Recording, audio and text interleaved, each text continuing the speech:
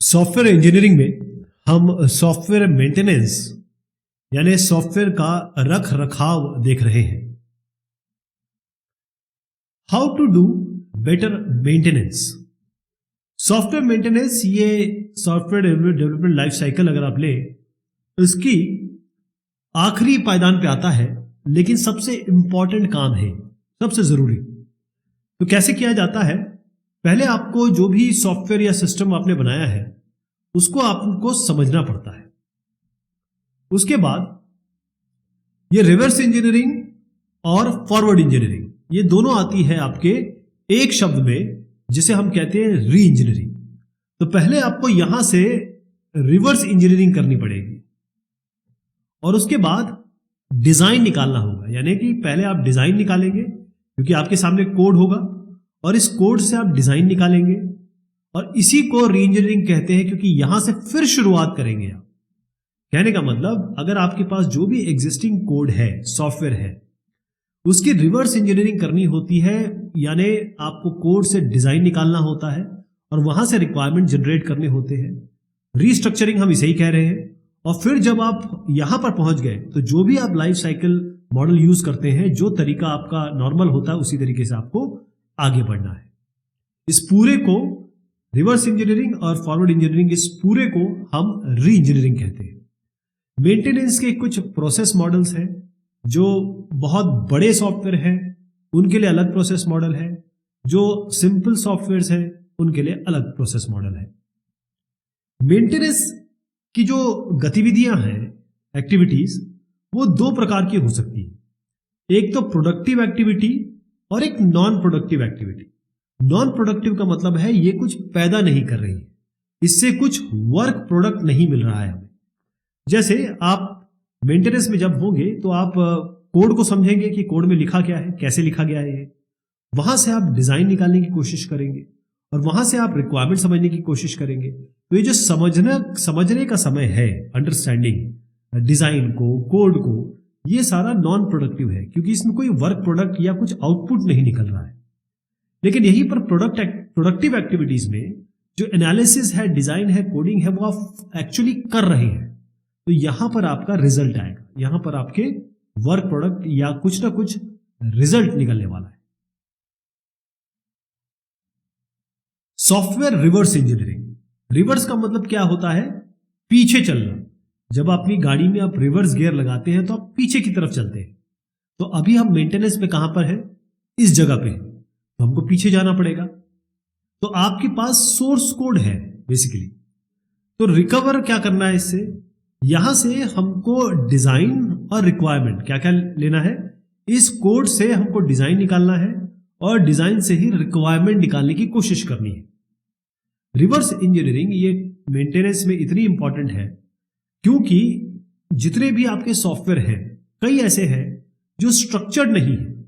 तो इसलिए आपको पहले इसको रिफाइन करना पड़ता है कोड को। डॉक्यूमेंटेशन नहीं है, तो उस डॉक्यूमेंटेशन के बगैर आपको इस पे काम करना होता है। जो भी सॉफ्टवेयर इंजीनियरिंग प्रिंसिपल्स अब हम जानते हैं, उनका इस्तेमाल नहीं हुआ है इसको सॉफ्टवेयर को डेवलप करने में। तो इसलिए रिवर्स इंजीनियरिंग बहुत इंपॉर्टेंट हो जाती है। तो पहले आप क्या करते हैं?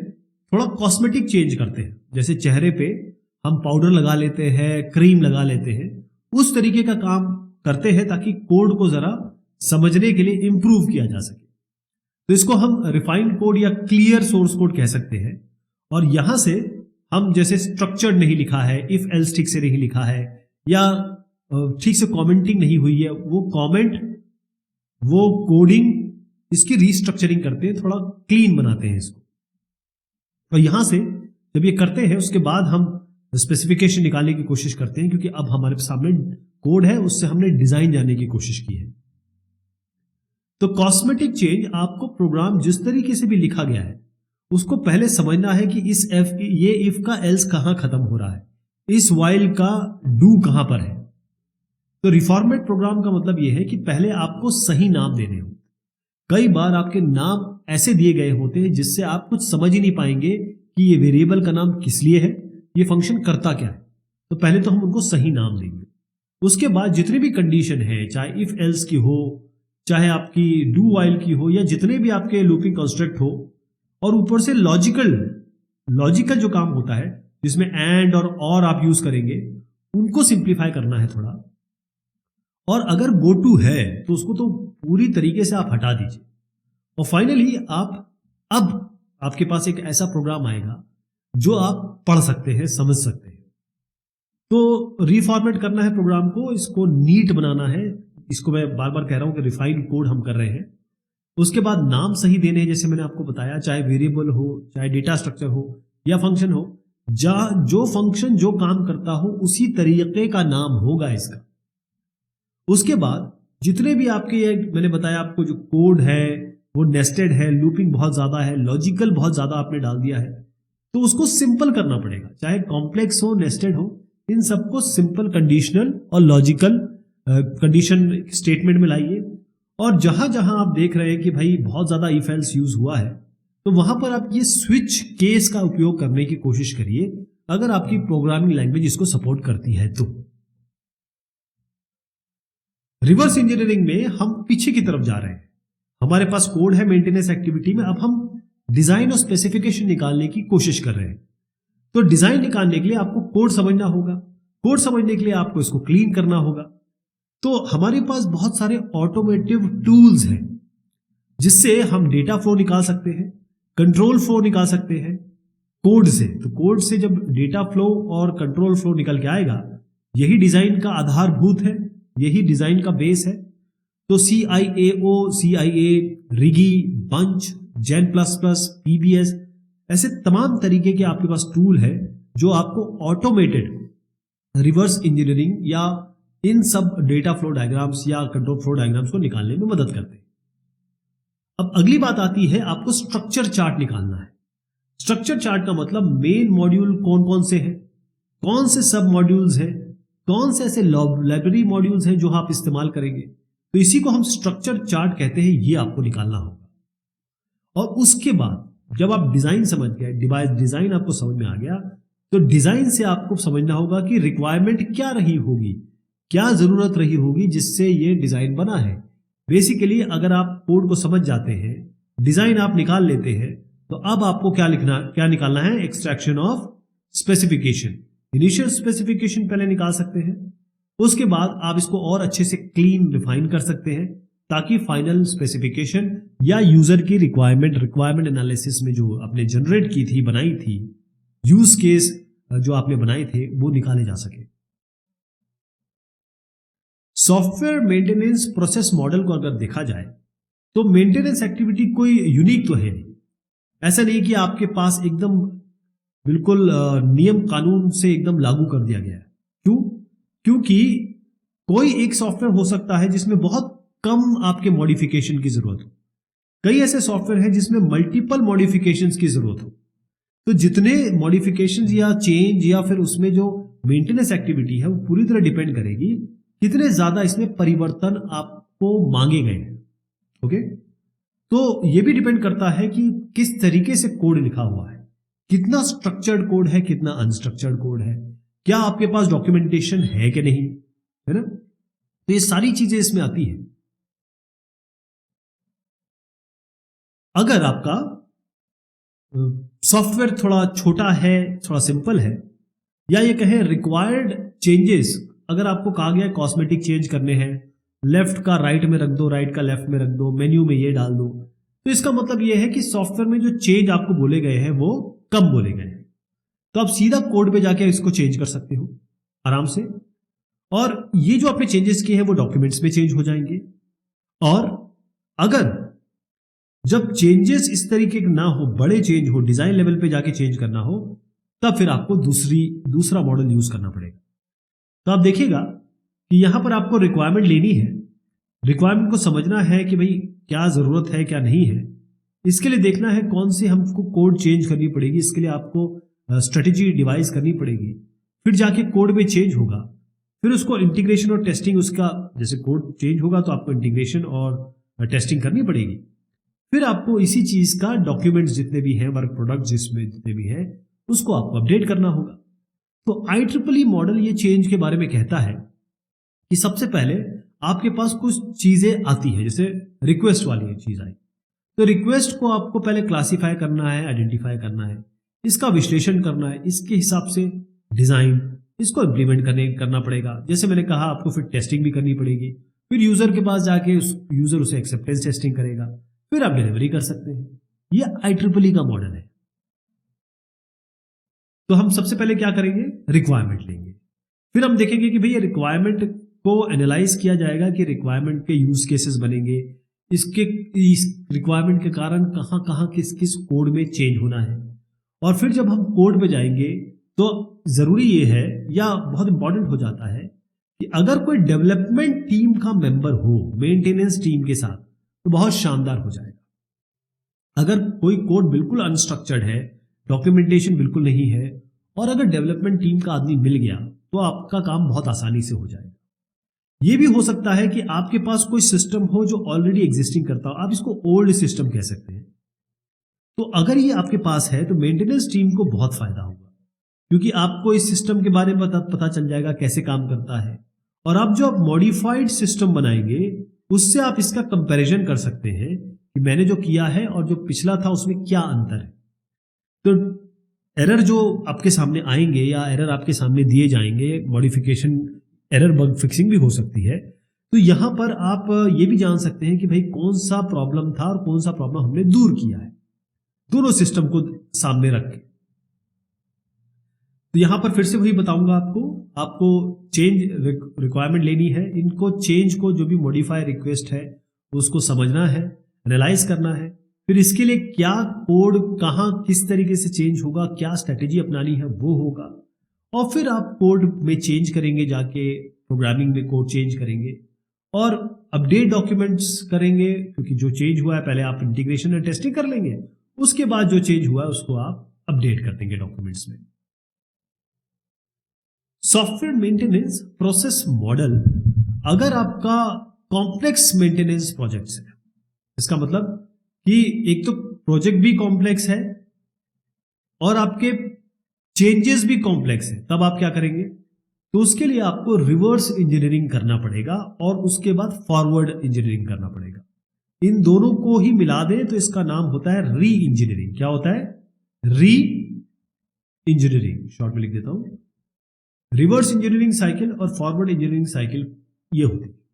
इसका मतलब ये है कि आप यहां से यहां तक कूद नहीं पा रहे हैं, आप क्या करेंगे, थोड़ा पीछे जाएंगे और फिर कूदेंगे यहां पे, ये है बेसिकली। तो रिवर्स इंजीनियरिंग साइकिल के बाद फॉरवर्ड इंजीनियरिंग होती है, और जो रिवर्स इंजीनियरिंग में हम कोशिश करते हैं कि मेंटेनेंस पे जब हमारे पास कोड है तो हम उससे डिजाइन निकालें, डिजाइन से रिक्वायरमेंट स्पेसिफिकेशन निकालें, ये रिक्वायरमेंट स्पेसिफिकेशन पता चल गया, इसमें अपने नए रिक्वायरमेंट्स जोड़े जो अभी आए हैं, और फिर जिस तरीके से हम कोड बनाते हैं या सॉफ्टवेयर डेवलपमेंट लाइफ साइकिल चलाते हैं वो करेंगे आप। ये कब प्रेफरेबल है, जब रिवर्क बहुत ज्यादा है, मतलब अगर आप 15% से ज्यादा एफर्ट आपको चाहिए, मतलब एफर्ट इतना ज्यादा है जो पिछले से 15% से ज्यादा चाहिए, तो आपको इसको पूरी तरीके से ये दोनों साइकिल लेनी पड़ेगी। तो रिवर्स इंजीनियरिंग आप समझ गए ना, आपको फिर से बता देता हूं, रिवर्स इंजीनियरिंग का मतलब है आपके पास कोड है, कोड से आपको डिजाइन निकालना है, डिजाइन से रिक्वायरमेंट स्पेसिफिकेशन निकालना है, इस प्रोसेस को पीछे जाने को हम कहेंगे रिवर्स इंजीनियरिंग। और जब रिवर्स इंजीनियरिंग कर दी तो आपके पास स्पेसिफिकेशन भी आ गया, डिजाइन भी आ गया, अब आप यहां से दोबारा चलेंगे ताकि आप वही प्रोसेस फॉलो करें और नए सॉफ्टवेयर का इजाद करें, नया सॉफ्टवेयर विद मॉडिफिकेशन लेके आए। ये बिल्कुल नया सॉफ्टवेयर नहीं होगा उस तरीके का, लेकिन जो चेंज होगा इसमें वो फंक्शनैलिटी वगैरह या जो भी बग फिक्सिंग होगी या कुछ चेंज करना होगा वो होगा। इसको हम रिवर्स इंजीनियरिंग साइकिल में बताएंगे, पहले देखिए कैसे होगा, और फिर फॉरवर्ड इंजीनियरिंग साइकिल। ये आपका एग्जिस्टिंग सॉफ्टवेयर है, आप पहले रिवर्स इंजीनियरिंग करेंगे, यहां तक आ जाएंगे, उसके बाद इसकी रीस्ट्रक्चरिंग करेंगे, जो भी आपने तय किया है कि भाई इसको करने के लिए ये करना होगा, इसको करने के लिए ये करना होगा। अब आपके पास रिक्वायरमेंट स्पेसिफिकेशन, डिजाइन वगैरह सब आ गया है, अब आप फॉरवर्ड इंजीनियरिंग करेंगे ताकि आप री इंजीनियर्ड सॉफ्टवेयर बना सकें। तो यहां पर भी इसी तरीके से दिखाया है कि आप पहले कोड से पीछे की तरफ डिजाइन पे जाएंगे और उसके बाद रिक्वायरमेंट स्पेसिफिकेशन, और फाइनली उसी से आप आगे बढ़ेंगे। इस पूरे प्रोसेस को हम री इंजीनियरिंग कहते हैं।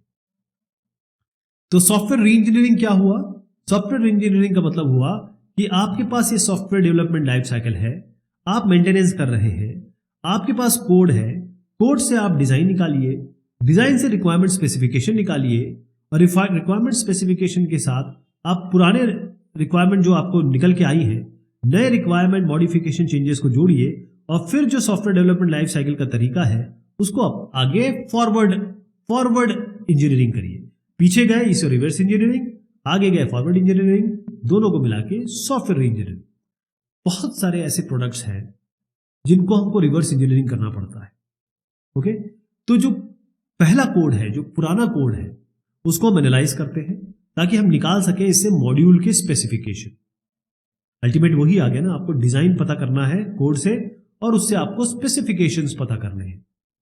जो मॉड्यूल स्पेसिफिकेशन है उसी से, क्योंकि मॉड्यूल जब तक समझ नहीं पाएंगे आप तो उसी से निकल के आएगा कि मॉड्यूल कैसा है, किसके साथ कौन सा जुड़ा हुआ है, कौन सा मॉड्यूल क्या काम करता है। तो डिजाइन निकालने की कोशिश कर रहे हैं और मैंने जैसे बताया आपका अल्टीमेटली काम क्या है, डिजाइन से आपको स्पेसिफिकेशन निकालना है, डिजाइन से आपको स्पेसिफिकेशन निकालना है। तो आप क्या करेंगे, यहां पर ओरिजिनल जो बनाया गया था पुराने सिस्टम के लिए वो निकालने की कोशिश करेंगे। उसके बाद जो चेंज रिक्वेस्ट आए हैं उसको इस रिक्वायरमेंट स्पेसिफिकेशन के साथ जोड़ेंगे और आप नए रिक्वायरमेंट स्पेसिफिकेशन को बनाएंगे और फॉरवर्ड इंजीनियरिंग करेंगे। क्योंकि फॉरवर्ड इंजीनियरिंग, अब आप एक नए रिक्वायरमेंट स्पेसिफिकेशन या कहें एसआरएस के साथ तैयार है, अब आपको नया कोड लिखना है। नए कोड करने के लिए नया डिजाइन भी आपको बनाना पड़ेगा।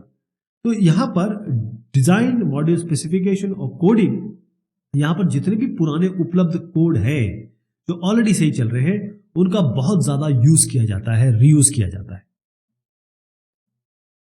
Process model for software engineering, जैसे मैंने आपको बताया कि जैसे ही आपके पास मेंटेनेंस एक्टिविटी पे आप हैं और आपसे कहा गया कि भाई इसकी रिवर्स, इसमें बड़ा काम करना है, बड़े चेंजेस करने हैं और इसका कॉस्ट भी बहुत ज्यादा आ रहा है, 15% एफर्ट से ज्यादा आ रहा है, तो आपके पास कोड होगा, कोड से डिजाइन पे जाइए, डिजाइन से रिक्वायरमेंट स्पेसिफिकेशन निकालिए ओल्ड सिस्टम के, इसको रिवर्स इंजीनियरिंग कहते हैं। उसके बाद आप यहां पर आइए, आपके जो नए रिक्वायरमेंट स्पेसिफिकेशन है उसके साथ इसको जोड़ दीजिए, क्योंकि ये नए रिक्वायरमेंट स्पेसिफिकेशन तभी आएंगे जब ओल्ड रिक्वायरमेंट स्पेसिफिकेशन के साथ चेंजेस को जोड़ा जाएगा। चेंज और रिक्वायरमेंट स्पेसिफिकेशन ओल्ड वाले जुड़कर नए रिक्वायरमेंट स्पेसिफिकेशन बनेंगे, उससे अब आप आगे की तरफ बढ़ेंगे जिसको हम फॉरवर्ड इंजीनियरिंग कहते हैं। इन दोनों को मिला के हम सॉफ्टवेयर री इंजीनियरिंग कहते हैं। तो सॉफ्टवेयर री इंजीनियरिंग, इसके फायदे क्या है? पहली चीज तो यह है कि जो ओरिजिनल प्रोडक्ट था उससे अच्छा आपको बेटर डिजाइन मिल जाएगा, क्योंकि डिजाइन भी आप चेंज कर रहे हैं। सारे डॉक्यूमेंट्स आप क्रिएट करेंगे, एसआरएस से लेकर डिजाइन डॉक्यूमेंट से लेकर आप टेस्टिंग प्लान से लेकर सब कुछ, यूजर मैनुअल सब जनरेट कर रहे हैं और एफिशिएंसी भी बढ़ जाएगी क्योंकि परफॉर्मेंस बढ़ाएंगे आप इसको। री इंजीनियरिंग वहां जरूरी है जहां पर रीवर्क बहुत ज्यादा है। अगर छोटे मोटे कोड पैच फिक्सिंग करनी है, बग फिक्सिंग करनी है, वो तो आराम से हो जाएगा। बड़ा काम करना है तो आपको री इंजीनियरिंग करेगी। और अगर आपका सॉफ्टवेयर कुछ ज्यादा फेलियर दिखा रहा है, उसकी रिलायबिलिटी, अवेलेबिलिटी, एक क्वालिटी इशू है, तो आपको री इंजीनियरिंग करनी पड़ेगी। और या आप ये समझ लीजिए कि आपको बहुत दिक्कत हो रही है समझने में, प्रोडक्ट बहुत मुश्किल है, तब आप री इंजीनियरिंग करेंगे। देखिए, एफिशिएंसी इंप्रूवमेंट अच्छे डिजाइन से आता है। अच्छा डिजाइन मतलब सॉफ्टवेयर अच्छा काम करेगा, बेटर काम करेगा। लेकिन इसका जो प्रोसेस मॉडल 1 मैंने बताया था, प्रोसेस मॉडल 2 ये हमारी री इंजीनियरिंग का ये सब प्रोसेस कब यूज करते हैं? क्योंकि प्रोसेस नंबर 2 में री इंजीनियरिंग आती है और प्रोसेस 1 में आपके बग फिक्सिंग करते हैं। तो ये तभी हम करते हैं जब आपका एफर्ट 15% से ज्यादा हो रीवर्क का, तब आप प्रोसेस 2 यूज करेंगे री इंजीनियरिंग वाला, अदरवाइज आप पहला वाला करेंगे। चलिए साहब, ये बात हुई आपके मेंटेनेंस की। बहुत शुक्रिया, बहुत मेहरबानी।